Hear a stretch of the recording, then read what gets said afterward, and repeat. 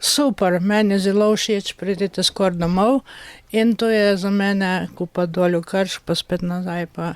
In prijazni ste in rada vas imam.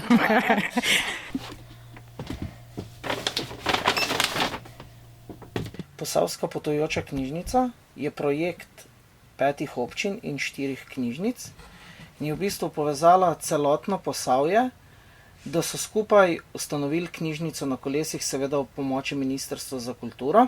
Imamo 96 postajališč, članstvo je za vse uporabnike brezplačno. Jaz sem kot voznik bibliobusa, knjižničar in sodelavka Petra je pa zaposlena na potujoči knjižnici kot bibliotekar.